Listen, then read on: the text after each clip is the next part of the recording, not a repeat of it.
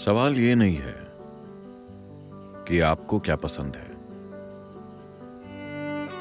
सवाल ये है कि आपके आसपास का हर कोई आपको पसंद करता है या नहीं। क्या आपने खुद को ऐसा बना लिया है कि कोई भी आपको पसंद किए बिना नहीं रह सकता? आप कुछ पसंद करते हैं, आप कुछ नापसंद करते हैं। इसका कोई अर्थ नहीं है, क्योंकि पसंद और नापसंद दोनों ही दो अलग अलग तरह के बंधन हैं। Both what you like and what you dislike distorts your perception. आपको क्या पसंद है और क्या नापसंद दोनों ही आपके बोध को बिगाड़ देते हैं। अगर आप किसी को पसंद करते हैं तो आप उन्हें अपने मन में बढ़ा चढ़ाकर देखेंगे। अगर आप किसी को नापसंद करते हैं तब तो आप जरूर उन्हें अपने मन में बढ़ा चढ़ाकर देखेंगे। बढ़ाने चढ़ाने का अर्थ है चीजें जैसी हैं आप उन्हें वैसी नहीं देख पा रहे। अगर आप चीजों को वैसे नहीं देख पा रहे जैसी वो हैं, तो आप जीवन को कभी वैसे नहीं संभाल पाएंगे जैसे इसे संभाला जाना चाहिए। तो पसंद और नापसंद चीजों को या तो पॉजिटिव या नेगेटिव तरीके से बढ़ा चढ़ाकर दिखाती है, पर यह बढ़ा चढ़ा देती है या ये जीवन का रूप बिगाड़ देती है।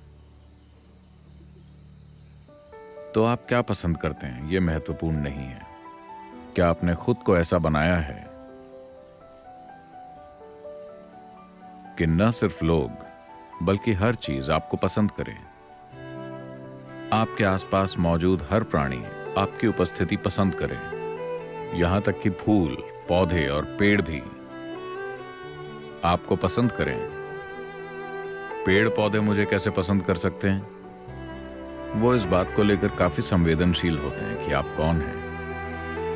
वो इसे लेकर बहुत संवेदनशील होते हैं। वो उसी के अनुसार प्रतिक्रिया देते हैं। अगर आप खुद को ऐसा बना लें कि जिस धरती पर आप चलते हैं वो आपको पसंद करने लगे, तो आप देखेंगे कि आपके जीवन में सब कुछ एक वरदान बन जाएगा। अगर आपके आसपास की हर चीज आपको नापसंद करती है,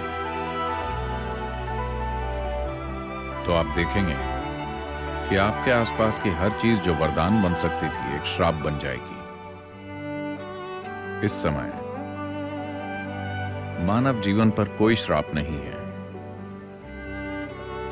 ये वो चीजें हैं जो लोग चाहते हैं। ये वो चीजें हैं जिनकी वो कामना करते हैं, जिनके लिए वो काम करते हैं, जीवन में उन्हें हासिल करने के लिए मेहनत करते हैं। वो उनके जीवन का श्राप बन गई है। उनका काम, उनकी संपत्ति, उनके रिश्ते, उनका अपना शरीर, उनका अपना मन, जो उनके जीवन का कैंसर है। दुख ऊपर से नहीं बरस रहा, ऐसा कभी नहीं होता। बस इतना हुआ है कि जो चीजें आपको पसंद हैं वो ही आपके दुख का कारण बन गई हैं। अगर आप खुद को ऐसा बनाने के लिए मेहनत करें कि कोई भी आपको पसंद किए बिना न रह सके, तो जीवन खिल उठेगा। हर चीज अपने सबसे अच्छे रूप में आपके सामने आएगी, सबसे बुरे रूप में नहीं। लेकिन अगर आप अपनी पसंद के हिसाब से चलते हैं तो जीवन हमेशा अपने सबसे अच्छे रूप में आपके सामने नहीं आएगा। हो सकता है कि आपके पास सब कुछ हो और फिर भी कुछ ना हो।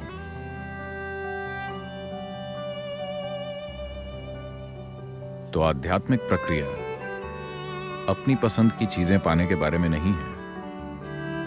यह खुद को ऐसा बनाने की कोशिश है कि पक्षी भी आपको पसंद करें, गिलहरियां भी आपको पसंद करें। खुद को ऐसा बनाना कि अस्तित्व का हर परमाणु आपको पसंद करे, आपके लिए खुद को उपलब्ध करे। अगर अस्तित्व आपके लिए खुद को उपलब्ध नहीं करता तो आप जो चाहे कर लें, असलियत में कुछ भी काम नहीं करेगा। आप कुछ कर सकते हैं, कुछ बन सकते हैं, अपना गुजारा चला सकते हैं, पर कुछ भी नहीं होगा। आप बस जीवन में एक चक्र से गुजरेंगे, लेकिन कोई जबरदस्त संभावना आपके जीवन को नहीं छुएगी। मैं चाहता हूं कि आप इस तरह से खड़े होना, बैठना, चलना और सांस लेना सीखें कि आपके आसपास के पत्थर भी आपको पसंद करें।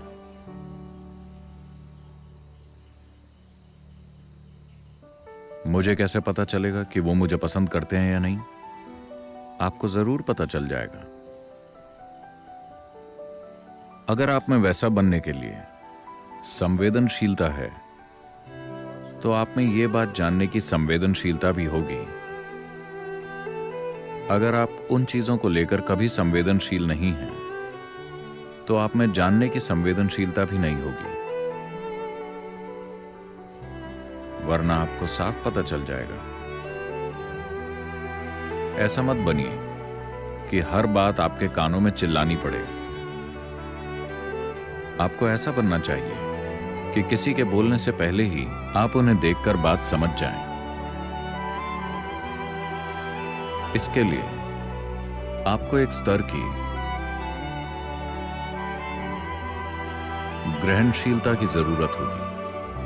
अगर आप खुद से कुछ ज्यादा ही भरे हुए हैं, तो ग्रहणशीलता नहीं आएगी। आप जितने कम हैं, उतना ज्यादा ग्रहण करेंगे। आप जितने ज्यादा हैं, उतना कम ग्रहण करेंगे। अगर आप खुद से कुछ ज्यादा ही भरे हुए हैं, तो आपकी अपनी बकवास से बढ़कर आपके साथ कुछ और नहीं होगा।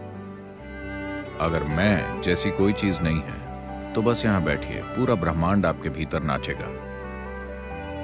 आप ईश्वर के एक उपकरण बन जाएंगे, वरना आप विचारों, भावनाओं, धारणाओं और बकवास के ढेर होंगे। हर इंसान के पास यह चुनाव होता है, या तो ईश्वर के एक अंग के रूप में यहां रहे, आजकल हम उन्हें ईशांगा कहते हैं, या फिर उन विचारों, भावनाओं और बकवास के ढेर के रूप में यहां रहें जिन्हें आपने इकट्ठा किया है। जीवन के हर पल में यह विकल्प हमारे पास मौजूद है। हमें लगातार चुनाव करना होगा वैसा बनने का।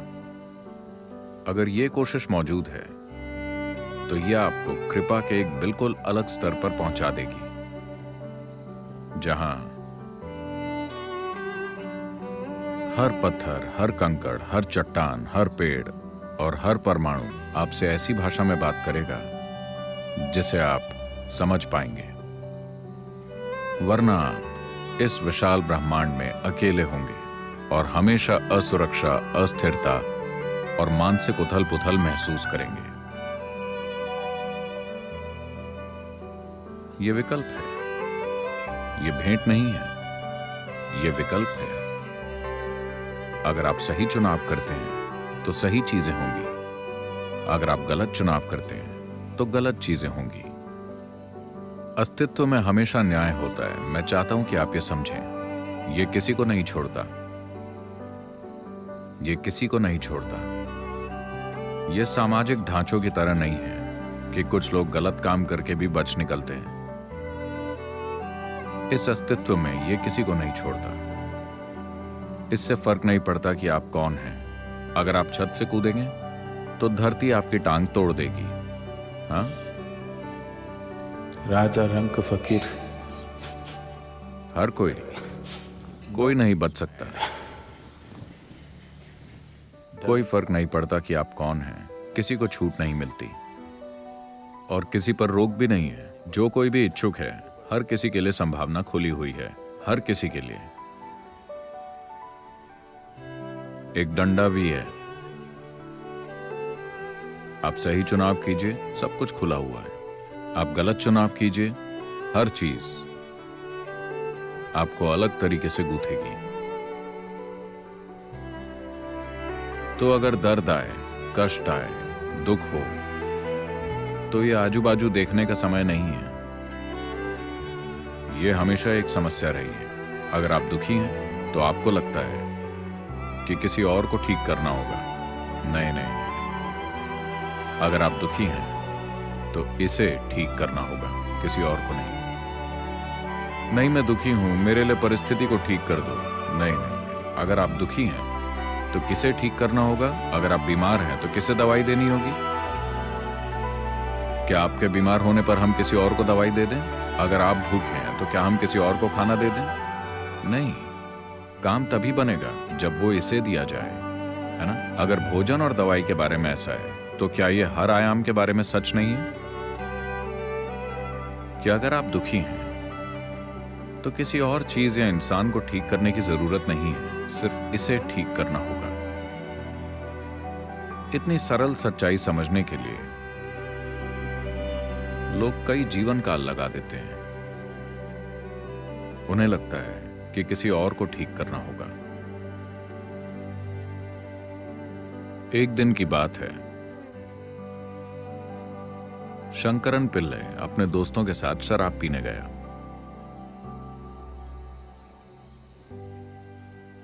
योगी और शराबी दोनों ही समय के परे होते हैं। उन्हें समय बीतने का पता नहीं चलता। वो पीने गया।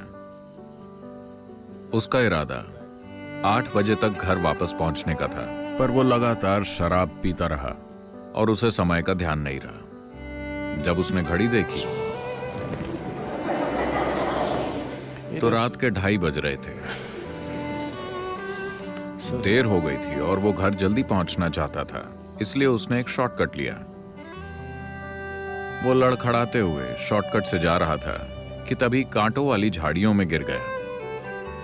उसके पूरे चेहरे पर खरोंचें लग गईं। इस हालत में वो घर पहुंचा और चाबी डालने के लिए ताले का छेद खोजने लगा। उसमें उसे आधा घंटा और लग गया। दरवाजा खुला, वो अंदर गया, बाथरूम में गया और खुद को शीशे में देखा। उसके पूरे चेहरे से खून निकल रहा था। उसने दवाई का बक्सा खोला और जैसे तैसे अपनी मरहम पट्टी की और फिर चुपचाप बिस्तर में घुस के सो गया। सुबह 8 बजे उसकी पत्नी ने बाल्टी पर ठंडा पानी लिया और उसके चेहरे पर फेंका। वो उठा। पत्नी ने कहा, बेवकूफ, तुमने फिर शराब पी? उसने कहा, नहीं डार्लिंग, मैंने एक बूंद भी नहीं छुई। 6 महीने पहले तुमसे वादा करने के बाद मैंने एक बूंद भी नहीं छुई। पत्नी ने उसकी शर्ट पकड़ी और घसीट कर उसे बाथरूम में ले गई और उसे दिखाया। शीशे पर ढेर सारी बैंडेड लगी हुई थी।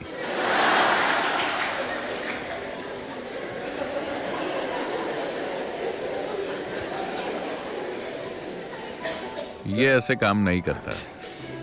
Only somebody कोई ऐसे काम सिर्फ तभी करेगा जब वो पूरी बेहोशी में हो।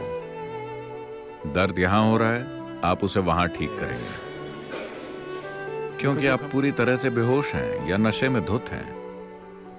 तो जब भी आप दुखी होते हैं, आप उसे ठीक करना चाहते हैं। नहीं नहीं, इसे ठीक करना होगा। अगर आप शीशे पर बैंडेड लगाएंगे तो आपके घाव ठीक नहीं होंगे। आपको घाव पर ध्यान देना होगा और आपके सुख और दुख दोनों आपके अंदर से ही उपजते हैं। तो इसका इलाज यहां करना होगा, कहीं और नहीं। जितनी जल्दी आप ये सीख जाएंगे, आपका जीवन उतना ही सुंदर और अद्भुत बन जाएगा।